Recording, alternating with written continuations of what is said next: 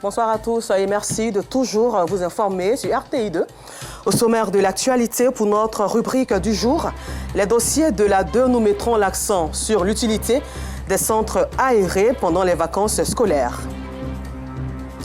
Et puis hors de nos frontières en Centrafrique, le général Ali Darassa Mahamat, chef d'état-major de la coalition des patriotes pour le changement CPC, déclare mettre fin à toutes les hostilités sur toute étendue du territoire centrafricain. Encore merci à vous d'être des nôtres pour le temps d'information sur RTI2. Et comme tous les dimanches, passons tout de suite à notre rubrique du jour.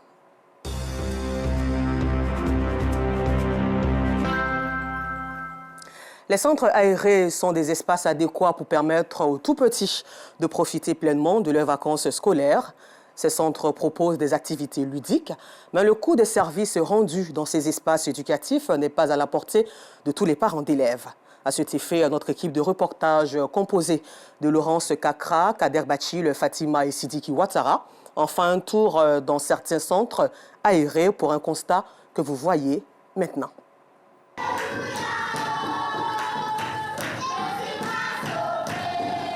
C'est dans une atmosphère de joie que ces enfants s'adonnent à des activités récréatives. Nous sommes dans un centre aéré chrétien, un lieu d'accueil propice à l'épanouissement de tout petits pendant les vacances scolaires.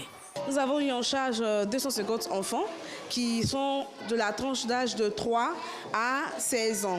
Et il faut dire que les activités sont autour d'abord de l'enseignement biblique, parce que nous sommes une école chrétienne. Ils font aussi l'apprentissage de l'anglais, comme dans notre programme de formation. Ils font également la natation, comme également notre programme de formation. Ils font l'informatique. Ils font tout ce qui est activité sportive également. L'objectif, c'est de bien prendre soin des enfants. Donc, nous prenons en charge chaque parent selon ses besoins. Nous commençons d'abord par la création. Il faut qu'ils connaissent les 7 jours de la création. Voilà, ils doivent le connaître par cœur à la sortie du centre aéré. Et après, nous parlons aussi de la vie de Noé, qui est l'obéissance. Un enfant doit être obéissant. Ils apprennent facilement, ils arrivent à s'adapter. Ils sont vraiment des choux, comme on le dit. Cours bibliques, basketball, football et cours de langue, autant d'activités qui guettent les enfants. On joue des jeux ici. Bon, on mange bien aussi. On apprend à connaître Dieu. Le centre aéré, c'est super. Je vous dis. Venez dans ce centre aéré. Il y a beaucoup d'activités. On ne reste pas les bras croisés quand on vient en classe. On commence par les activités bibliques et après, on termine avec les activités sportives. Quelquefois, nous faisons des sorties avec tous nos amis. Le centre attire bien de parents d'élèves désireux d'offrir à leurs enfants des vacances saines et agréables. J'étais de passage, je cherchais un centre aéré et je suis tombée sur ce centre aéré là. Les centres aérés sont très importants parce qu'aujourd'hui ce sont les vacances. L'école, on dit entre griffes, l'école est fermée, donc on cherche un moyen d'occuper les enfants. Voilà, pour les distraire jusqu'à ce que la rentrée prochaine arrive. Ça nous soulage et puis eux-mêmes, ça leur fait du bien. Ne pas être cloîtré encore à la maison, voilà, pour se divertir et puis connaître d'autres enfants. Dans cet autre centre aéré, plusieurs activités sont proposées. Peinture, bricolage, arts martiaux. Le matin, dès que les enfants arrivent, ils veulent bien prendre de l'air, jouer à l'extérieur, donc dans le bac à sable, sur les toboggans, on joue un peu jusqu'à 10h. Ensuite, on rentre parce qu'on fait de la lecture. À partir de 3 mois, nous faisons de la lecture avec tous les enfants. Donc, nous faisons de la lecture, de l'écriture pour ceux qui savent écrire, du gribouillage. Nous racontons des histoires, en tout cas jusqu'à midi 30. Ensuite, nous allons à la cantine. Tout le monde mange, tout le monde est rassasié. Ensuite, on va au dodo. Les soirs, généralement, nous avons des ateliers de peinture, comme vous le voyez maintenant, aujourd'hui. Nous avons des ateliers d'art oratoire pour les enfants. Nous leur apprenons à bien s'exprimer. Nous avons également des ateliers de pâtisserie. Nous avons des ateliers de cuisine. Nous faisons toutes sortes de petites activités comme ça afin de développer toutes les compétences des enfants. Je n'ai pas l'impression de travailler un seul jour. On ne s'ennuie jamais avec les enfants. Le karaté, dans l'évolution de l'enfant, ça apprend quand même à savoir utiliser le corps. Et si vous remarquez très bien, tous les mouvements que nous faisons ont un impact sur l'enfant. C'est-à-dire qu'en ce qui concerne l'équilibre de la santé d'abord, et puis il arrive aussi à canaliser cette énergie que détiennent tous ces enfants. On a des enfants par contre qui sont super actifs, beaucoup agités, et il y a certains enfants qui sont beaucoup influencés. Donc on essaie de trouver le juste milieu à travers le karaté, à travers les mouvements que nous faisons, pour que l'enfant puisse trouver un équilibre social et avoir une meilleure orientation dans la vie. Des activités que les enfants apprécient particulièrement. J'aime faire du karaté, après j'aime dessiner, j'aime jouer et j'aime jouer dehors. Je viens de faire un atelier de peinture. J'ai dessiné une maison parce que je voulais dessiner une maison. Je suis contente d'être ici. Le programme établi pour les vacanciers est si riche et dense que les enfants y trouvent leur compte à la grande satisfaction des parents. Il est là pour se dégourdir pendant les vacances. Parce qu'on est venu en vacances et il n'y a pas grand-chose à faire à la maison. On est venu voir un peu pour voir un peu ce qu'il propose. Et on trouve que le cadre est plutôt propice au développement des enfants. Ces centres aérés sont des espaces de fraternité et de sociabilité où le vivre ensemble est prôné.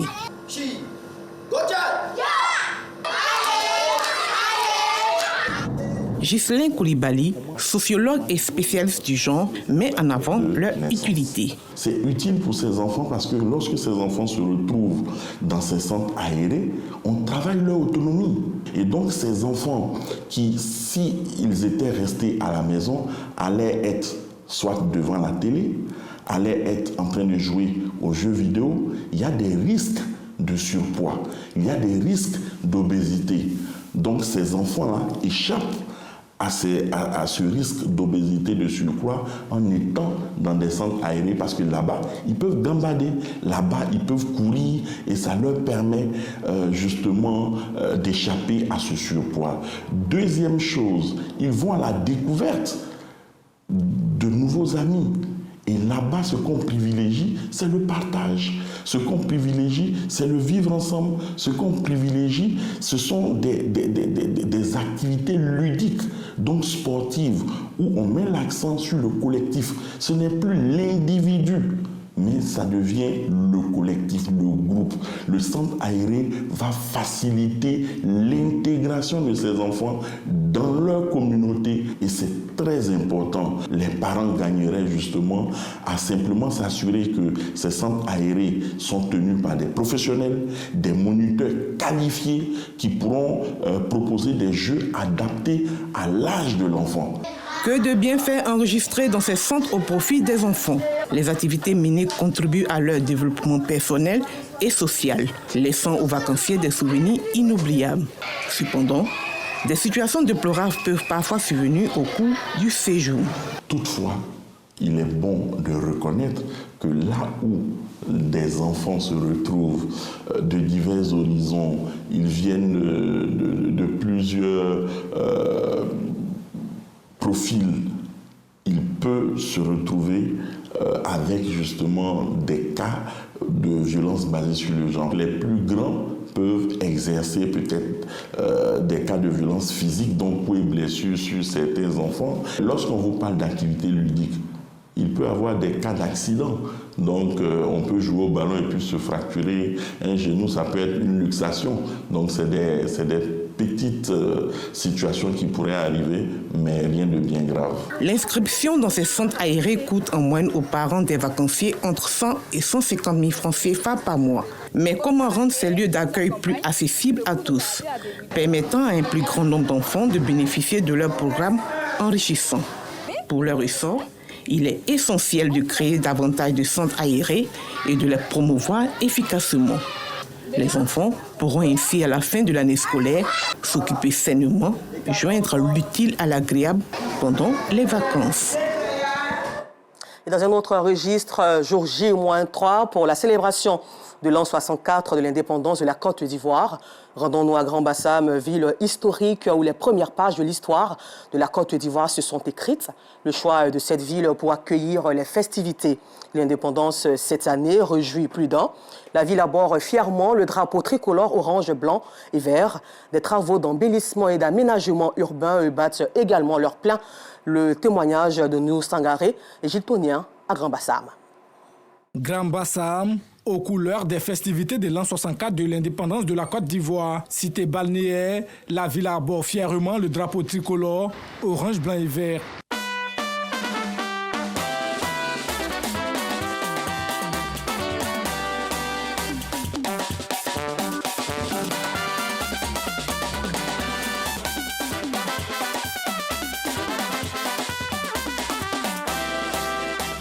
Pour donner fière allure à la ville, des actions de salubrité initiées. À côté de ces actions, des travaux d'embellissement et d'aménagement urbain battent également leur plein.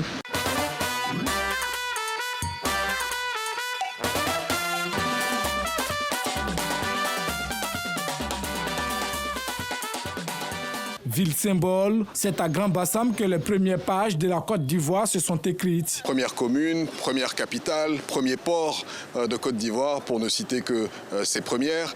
Et donc la symbolique, c'est un retour aux sources. Nous sommes honorés du choix fait par son Excellence, Monsieur le Président de la République, d'honorer la ville de Grand Bassam à travers les célébrations des festivités d'accession à l'indépendance, ici même où la Côte d'Ivoire moderne est née. D'où l'appel du premier magistrat de la commune à la mobilisation. Les dispositions sont prises, un caractère festif est donné avant la célébration du 7 août à travers le concerto pour l'indépendance qui est offert par le chef de l'État aux populations ivoiriennes qui se tiendra au stade municipal de Grand Bassam le 6 août au soir. Nous avons la retraite au flambeau avec les forces armées qui sont également à l'honneur à l'occasion de ces festivités. La retraite au flambeau qui se déroulera dans les rues de la ville de Grand Bassam. Et enfin, le couronnement, c'est le 7 août au matin. Sur l'autoroute Abidjan-Grand Bassam, le défilé militaire. Après Yamoussoukro, en 2022, Grand Bassam avait été choisi pour accueillir les festivités de l'indépendance en 2023. Cependant, ces festivités avaient été annulées à cause du décès de l'ex-président Henri Konan Bédié. Un an après, c'est avec joie que la population de cette ville reçoivent la célébration de l'an 64 de la Côte d'Ivoire indépendante. Et la célébration de l'excellence est aussi au cœur de cette fête nationale du mercredi 7 août. Les meilleurs élèves qui se sont illustrés par la qualité de leur travail au cours de l'année 2023-2024 ont été retenus pour le défilé. Les meilleurs athlètes et meilleurs établissements de l'enseignement général, professionnel et technique seront aussi à l'honneur sur l'autoroute Abidjan-Bassam. Là, se choisit pour abriter les festivités. Les préparatifs vont bon train selon ces témoignages signés Nous Sangaré.